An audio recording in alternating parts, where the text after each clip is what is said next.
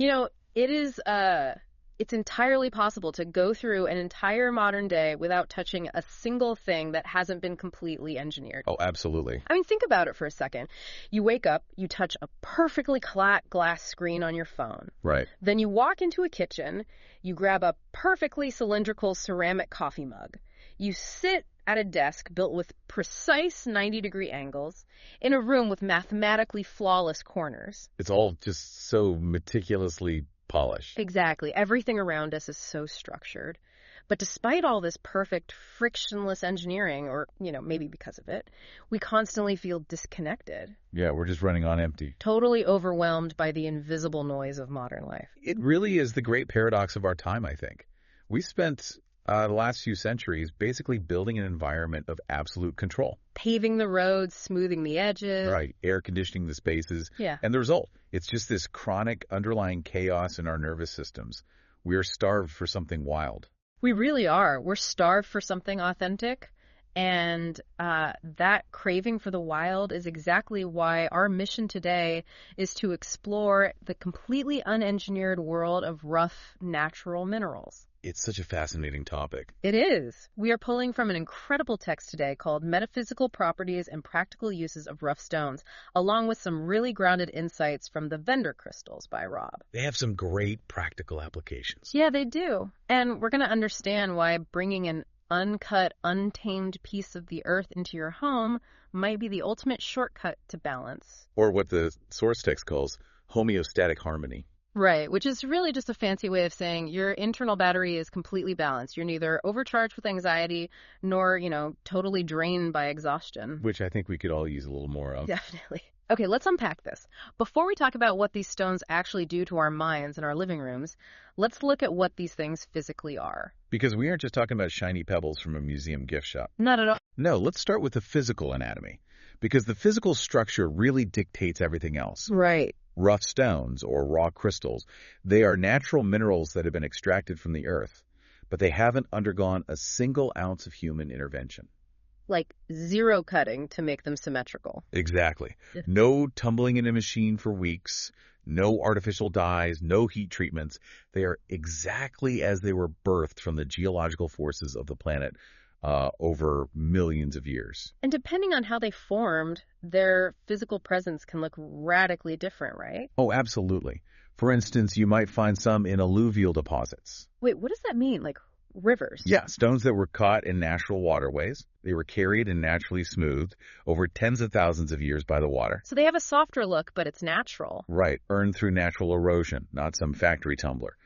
But then, on the other end of the spectrum, you have stones found deeply embedded in heavy rock formations, like deep underground. And those are the really sharp ones. Yes.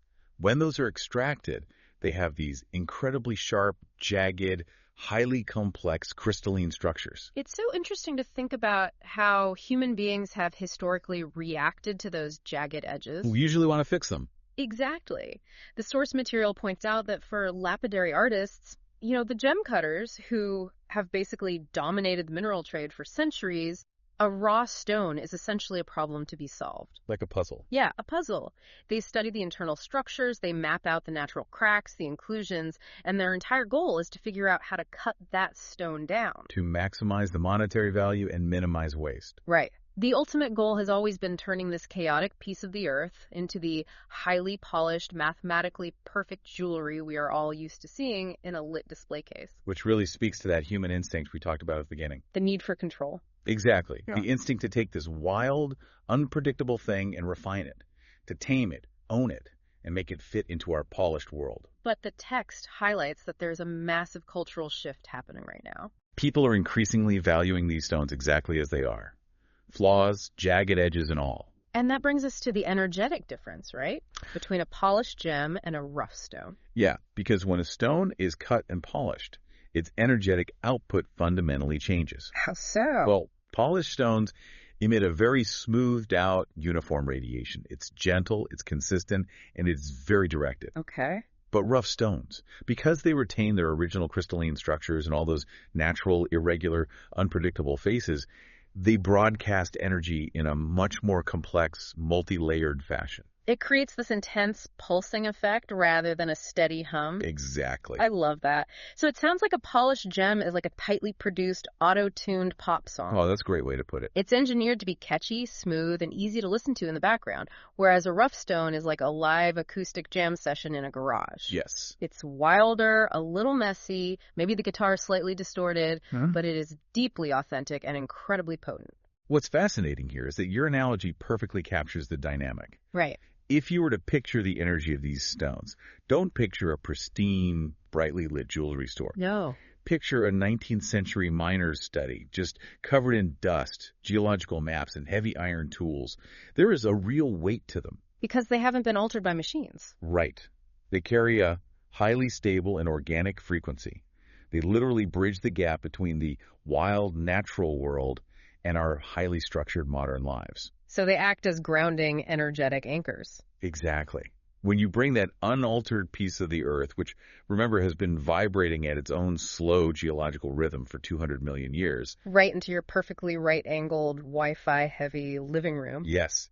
It interrupts that synthetic frequency. It forces a kind of primordial equilibrium back into the space. Okay, so we have this pulsing organic energy, but the text gets really specific about the defensive capabilities of these unpolished shapes. It does. It claims that the physical structure, the actual jagged edges, interacts with the energy in our homes and bodies in a very different way than a smooth stone. Very different. But how exactly does a physical shape change an invisible energy? Well, it comes down to the mechanics of how energy travels. Okay, lay it on me. The text suggests that energy, whether it is the electromagnetic smog from your phone or the residual emotional stress from a terrible day at work, it travels in waves. Makes sense. When a wave of discordant energy hits a perfectly smooth, polished stone, it might be gently absorbed, or the wave might just glide right over the smooth surface and continue into the room. Just bouncing off. Right. But when that same wave of heavy, chaotic energy hits the unpredictable, jagged matrix of a raw crystal, the interaction is completely different. Because it's hitting an uneven surface. Exactly. The natural terminations and sharp points of rough stones actually physically fracture that energy. They shatter it. They scatter and deflect negative frequencies much more effectively because they are essentially an obstacle course. Yeah. They break the momentum of the energetic wave. That makes the visual from the source text make so much more sense. A wall of light. Yeah. It mentions stones like black tourmaline and smoky quartz. In their raw state, they don't just gently absorb bad vibes like a sponge. No, they act as a jagged barrier. An immovable wall of light. It literally fractures discordant energy before it can attach to your personal aura or settle into the room. And it is not just about playing defense and scattering the bad stuff either. What else do they do? Those same irregular faces and natural points act as highly efficient conduits for raw life force. Which many Eastern traditions refer to as chi or prana. Right. To understand this, think of your body's internal energy meridians, or even the energetic flow of your living room, like a complex river system. Okay. Over time, stress, anxiety, illness, or even just stagnant daily routines can cause debris to build up. You get these energetic dams. And the river stops flowing. Exactly. The pulsing, multi-directional energy of a rough stone acts like a sudden, rushing current breaking through those stubborn dams. Because it's so raw. Yes. Plus, because rough stones still have their natural pores and microscopic crystalline intersections intact. Which are literally sanded away during the polishing process. Right. They have a massive surface area. Yeah. They can absorb and neutralize stagnant energy much faster than tumblestones. They are the heavy lifters of energetic cleansing. Okay, I hear the heavy lifting argument, but let me play devil's advocate here on behalf of the listener for a second. Go for it. Wait, if the natural pores and the jagged edges are doing all the real work of fracturing bad energy and clearing out these stubborn dams, does that mean polished stones are somehow broken or less effective? Ah, I see what you mean. Like, is the human act of polishing just stripping away their defensive capabilities, leaving us with a pretty but basically useless rock? It's a very common point of confusion, but no. Polished stones are absolutely not broken, nor are they inherently less effective. Okay, good to know.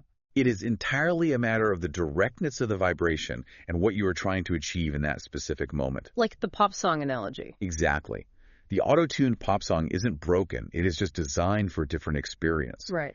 Polished stones provide a steady, harmonious, and gentle energy that is wonderful for sustained, subtle support. You want that gentle rolling energy if you are trying to fall asleep or comfort a child. But rough stones. Rough stones provide an unfiltered back-to-basics energetic mechanism. If you are dealing with a severe energetic blockage, or you need heavy-duty protection. Like using a massive chunk of raw obsidian to block psychic attacks. Yes, or dealing with a deeply toxic work environment. Yeah. You don't want the gentle pop song. You want the raw, unyielding power of the earth. Rough stones are your heavy-duty tools. You use a sledgehammer for a wall, not a scalpel. I get it. Exactly. So if rough stones are these incredible, aggressive tools for stripping away physical, energetic blockages in a room, what happens when we bring that rawness to our own psychology? That's where things get really deep. Let's transition into the mental and emotional states. This is where the metaphysical properties become profoundly personal. The unfiltered energy of rough stones is exceptionally good at cutting through mental fog. Because the vibration is so direct. Right, it's uncompromised. Working with them helps to strip away the polished layers of the human ego. Oh, man. We all walk around with these carefully constructed personas, right? You do. We have the highly capable, polished version of ourselves we present at work, the curated version we put on social media. Even the brave face we wear for our families. And that takes a massive amount of internal energy to maintain. It's exhausting. But rough crystals like fluorite or clear quartz, which is universally known as the master healer, they don't interact with the polished ego. They just bypass it. They pierce right through the performance to reveal the raw truth of a situation. They sharpen your focus and specifically help align what is called the third eye chakra. Let's quickly clarify that for anyone not deeply embedded in metaphysical terminology, the third eye chakra is essentially your center of intuition, right? It's about mental clarity, seeing the bigger picture, and recognizing the truth of a situation without your ego or your fears filtering the information first. Precisely. It is the difference between seeing what you want to see and seeing what is actually there. And emotionally. Emotionally, the source text describes the effect of these stones as providing a profound sense of nurturing from the earth. Like a grounding hug. Exactly. They are specifically recommended for helping us process sudden, raw emotions. We're talking about those intense, overwhelming waves of grief or anxiety. Or the kind of anger that just hits you out of nowhere and completely consumes you. Yeah. Stones like rhodochrosite, which is this beautiful pink mineral, and lepidolite, which naturally contains lithium, are highlighted for their ability to dissolve those trapped, heavy emotions before they turn into permanent trauma. And on a spiritual level, the text mentions they act as catalysts for spiritual authenticity. They do. It says that when used during meditation, a rough stone acts almost like a biological antenna.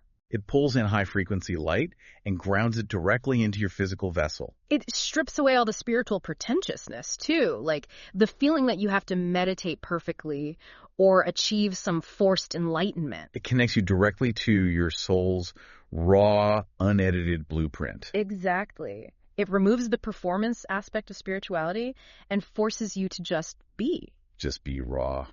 There is a line in the source material regarding this that absolutely stopped me in my tracks. Which one? It says, holding a rough stone reminds you that even in your most unpolished or vulnerable state, you are strong and valuable. That's powerful. I mean, as a concept, that is just beautiful poetry. But I want to push on the actual mechanics of that for a second. Because I love the poetry, but let's be real.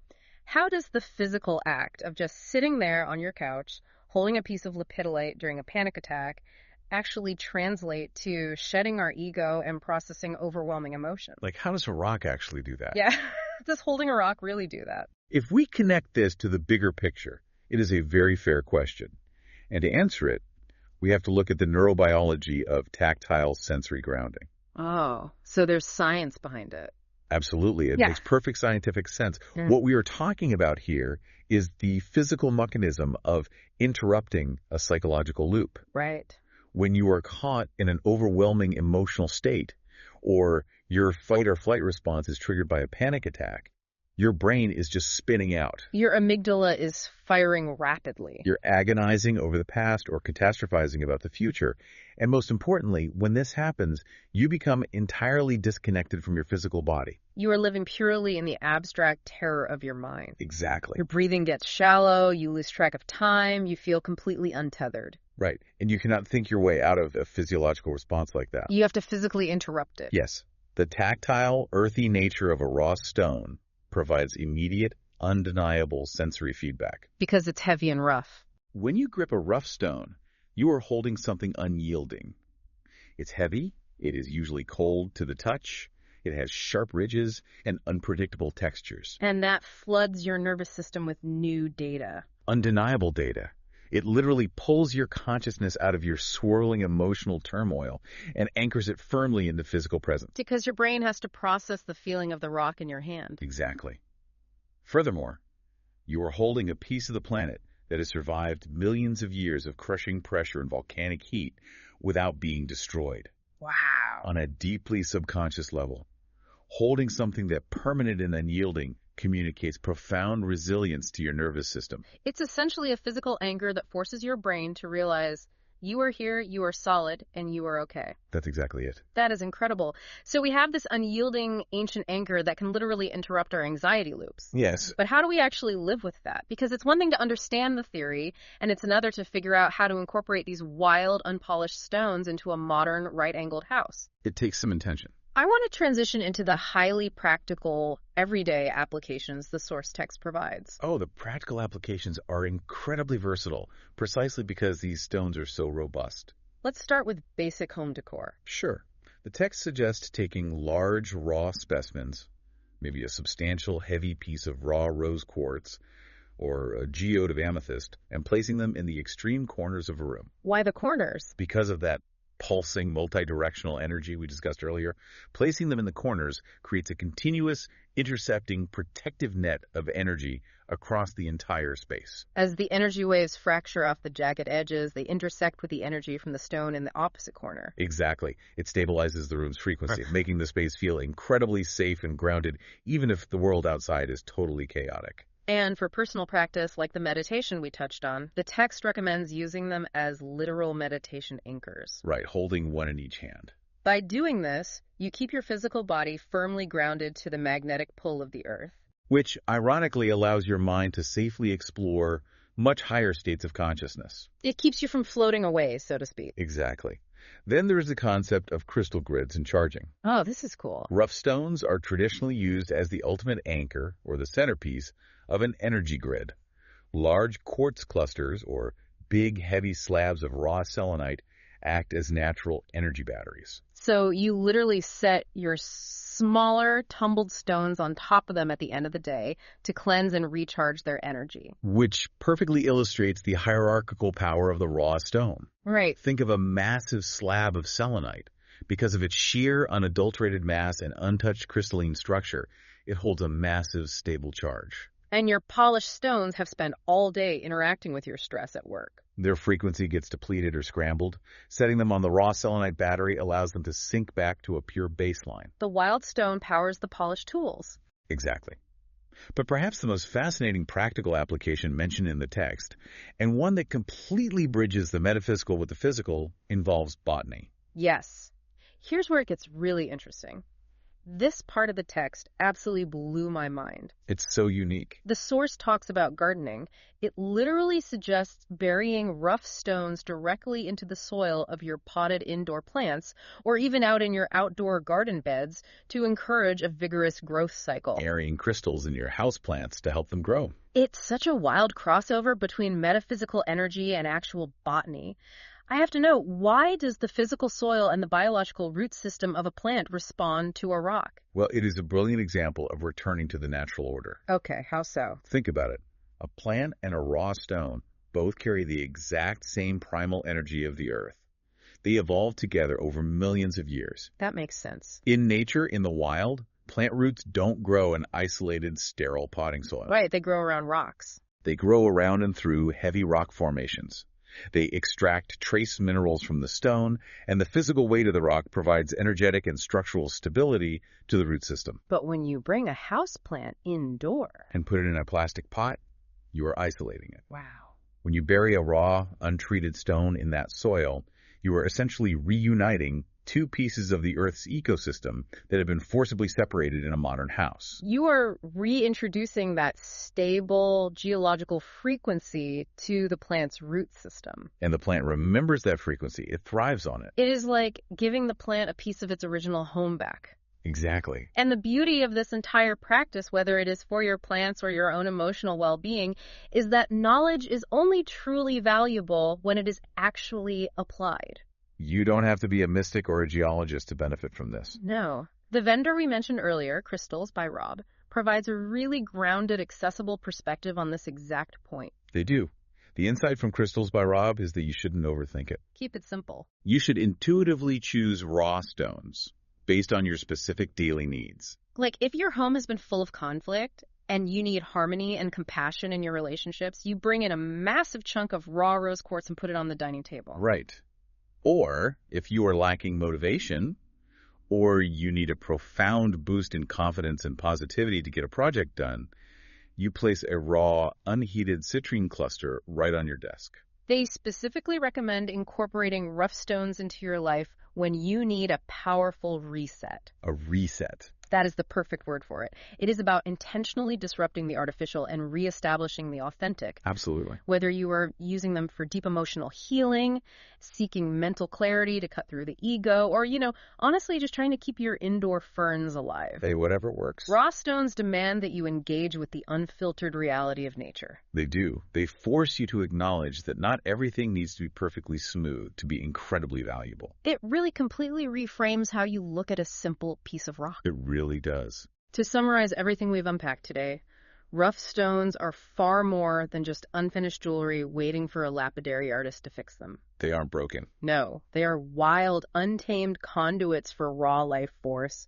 They offer us a direct, unedited line to the Earth's grounding energy. By fracturing chaotic energy and anchoring us in tactile reality. Exactly. They build emotional resilience, they offer profound mental clarity, and maybe most importantly, they strip away the polished, exhausted ego that keeps us feeling so disconnected in our modern world. They truly are the ultimate antidote to the over-engineered modern life. So for you listening, utilizing these uncut stones is a highly practical, surprisingly simple way to invite a sense of primordial equilibrium back into your chaotic daily routine. Just a little piece of the wild. It's not about escaping the modern world. It's about bringing the wild inside to balance it out. So what does this all mean for you going forward? Well, I think it leaves us with a rather profound mirror to hold up to ourselves. Oh, how so? If raw, unpolished stones carry such a potent, authentic energy precisely because they haven't been smoothed out by external forces, because they have retained their natural fractures and unpredictable shapes. Right. What rough edges in your own personality or your own life are you constantly trying to polish away